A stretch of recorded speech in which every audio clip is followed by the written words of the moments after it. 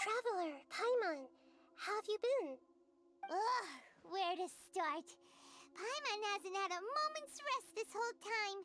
That night, we ended up chatting and chatting until suddenly the sun was up. And then she decided she wanted to go to Inazuma. The Balladeer? It sounds like some kind of code name.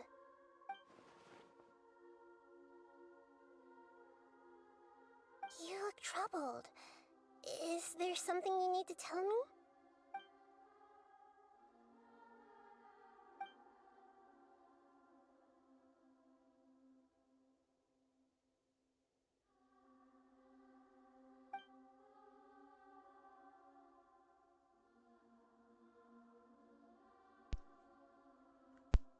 Traveler? Hey, what's wrong? You look so upset.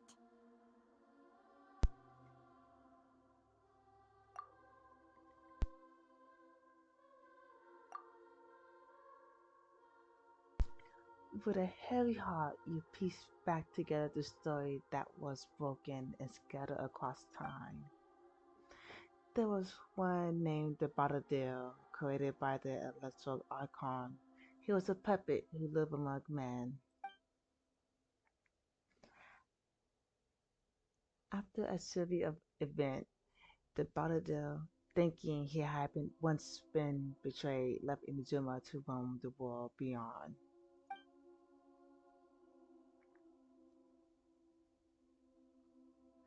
With no trust for humans and only loathing for gods, he bore his grudge for years as he grew in strength, then returned to Inazuma to take his revenge. He tried in vain, but became a deity with Genos and ended up losing everything. Finally, he entered and learned the truth about his betrayal, knowing now that his entire life was built on lies. He did the unthinkable, an attempt to reverse his tragic fate. That's quite a story. So, this puppet known as the Balladeer erased himself from Irminsul, hoping that he could change the past. But how was he even able to do that? As the Traveler said, he very nearly became Sumeru's deity. Admittedly, I remember it a little differently. I don't recall finding anyone inside the machine after we defeated it. Nevertheless, it does make sense. If someone were to successfully erase themselves from Irminsul, the world would change to reflect the new reality. So, you believe this person really existed, and we just don't remember him because, well, because he literally changed the world? Yes. Theoretically speaking, it is possible to do this. But I'm struggling to imagine the kind of person who would dare go through with it. The Traveler comes from a world beyond to that. That's why there's no information about her in Irminsul. And it also explains why any changes to Irminsul wouldn't affect her. So if there's anyone in the world capable of retaining memories from a past that has been rewritten, it's you. It's quite incredible when you think about it. Paimon's having a hard time understanding this Balladeer guy's motivations. Why did he do it? I can only make inferences based on the information we've been given. As for what kind of person he was, only you remember that.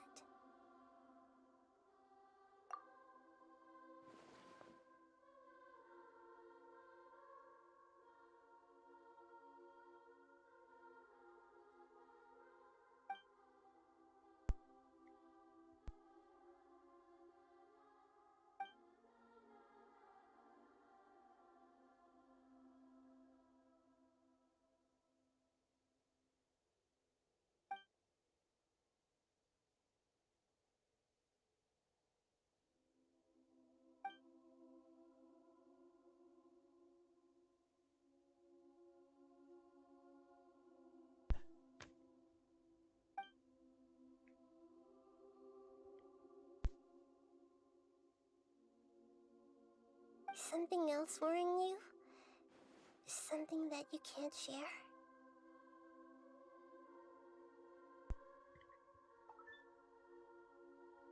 I just feel empty. It couldn't change the fate of the ones who had died, right?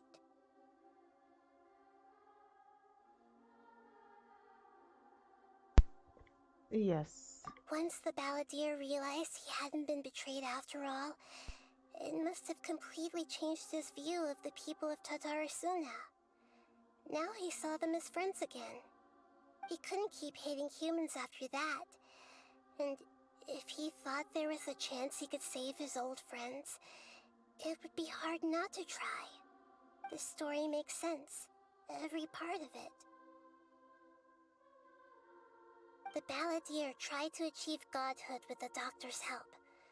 He was unsuccessful, but retained the power to connect with Irminsul. That power then enabled him to change what was recorded in Irminsul and erase himself, even though he didn't have much strength left.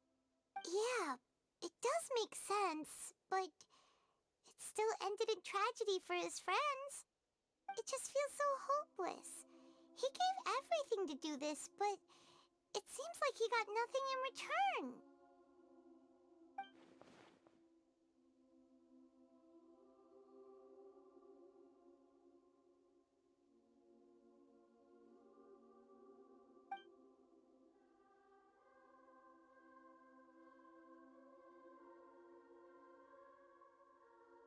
Please wait a moment. I want to check something. Found it. This should be the one. It turns out that I have a strange way of confirming everything she has told us. What is it? A record from a personal collection. It was tucked away in a corner. You should take a look.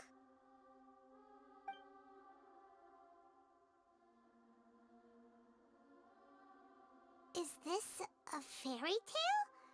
Who wrote it?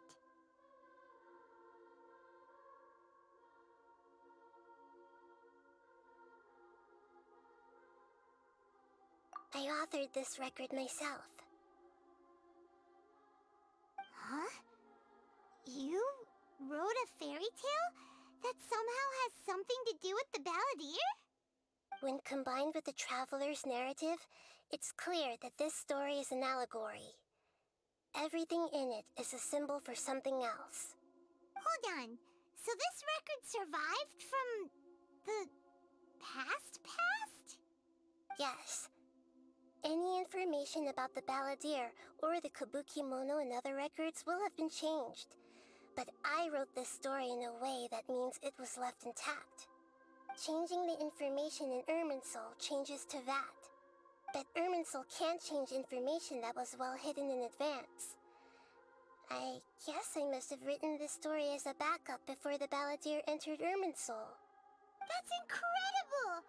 What a great idea! And sending the Traveler into Irminsul with the Balladeer must have been a further precaution.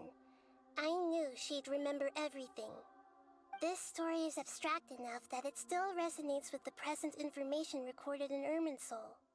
But if we connect all the different pieces together, the true story that emerges is the one she told us. The now erased life of the Balladeer.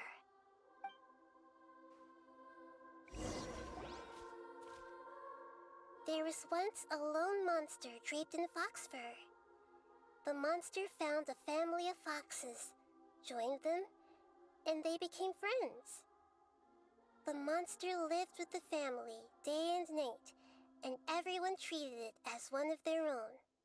Once in a while, the monster would take off its fox fur at night and lament to itself as it gazed at its reflection in the water. I am a monstrosity, yet they are too foolish to see it. I pity them. But the monster soon found solace when another came to live among the foxes who was not their kin.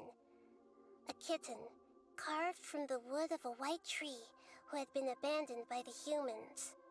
The kitten too wished to become a fox, but its tail was too slender, and it could not grow a coat of richly colored fur.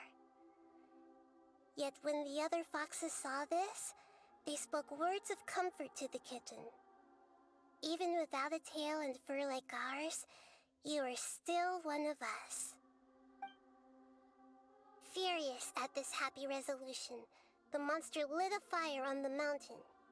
The terrified animals panicked as the fire spread. The only way to extinguish the flames was to make a sacrifice. A gray fox stood up and addressed the monster. It said, "You are the cleverest among us. Surely you can help us find a way to solve this." The monster smiled, led the fox toward the fire, and murdered it. The gray fox's heart was turned into a beautiful drop of water, clear, spotless, and pure. The monster gave the heart of water to the kitten, telling him, "The foxes have decided. You are the one who must be sacrificed. Take this, quench the flames, and die for your fox kin." The fire was extinguished, but the kitten lived. It left that side of the mountain and found a little bird who had a broken wing. The two promised they would spend their whole lives together, but the little bird did not have long left to live. It passed away soon after. After burying the bird, the kitten left the mountain for good. Never again would it cherish a single creature, nor a single blade of grass that stood on that mountain. The kitten spent the nights wandering aimlessly, gnashing its teeth at the moon. How it wished to swallow the moon and devour the moonlight. If the world could only return to darkness, then it would finally be peaceful and content. I will become the new moon, the answer to everything.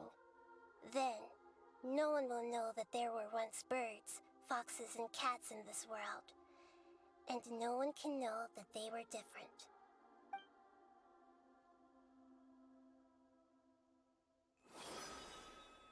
We solved it! I remember now. This is not just the Balladeer story. It is his very own memories. I made a backup so that it would be preserved no matter what happened. To become a god, he was experimented on and modified countless times. It was brutal torture, and the only reason he was able to survive is that he was a puppet. This memory was extracted from him by the scholars. Presumably, they kept it to have something to defend themselves with. Creating a deity was just the first step. Some of them wanted to be able to control it. That's why they backed up his memory for later use. I buried it deep inside one of my own dreams, and then hid it inside an allegorical story so that it wouldn't be altered. It's hard to believe that this person really existed, let alone that he tried to get rid of us on more than one occasion. Paimon has no memory of him at all. He completely vanished like a puff of smoke. The Balladeer agreed to help me look for information about the Descenders, and although he was unsuccessful, he still helped you. Before he vanished, he confirmed an important detail, that Conria was where your twin first came into this world. We still don't know how the change to Irminsul will affect the senior ranks of the Fatui, but in all likelihood, they won't even remember their own Harbinger.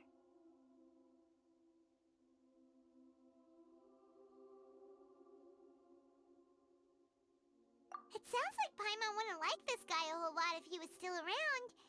But still, Paimon doesn't like the way it all ended that much better. This is why wisdom alone cannot answer all our questions. We look, we see, and we comprehend, but the question still troubles us. So the answer is not everything. People yearn to find the truth and then conquer the troubles they face. When you give someone the truth, you give them a chance to choose their own destiny. To others looking on, this may seem like a pointless endeavor, but for him, the chance to act on his desire to disappear must have meant a lot. Never forget that even when we walk beneath dark clouds along a road filled with suffering, the light of wisdom is always there, guiding us toward a better destination. And that is what you have been doing all along. Yeah, Nahita's right. Cheer up! How about we go get something to eat? We can pick up this heavy conversation again later. Good idea. Paimon, why don't you take her out for a walk to clear her head? You got it! Come on, Traveler! You need to get out of your head for a while. You'll feel much better after taking a walk. Let's go get a snack from one of the stalls in the Grand Bazaar! That'll be sure to lift our spirits. It must be really tough being the only one who remembers all that. But Paimon's always here to help cheer you up.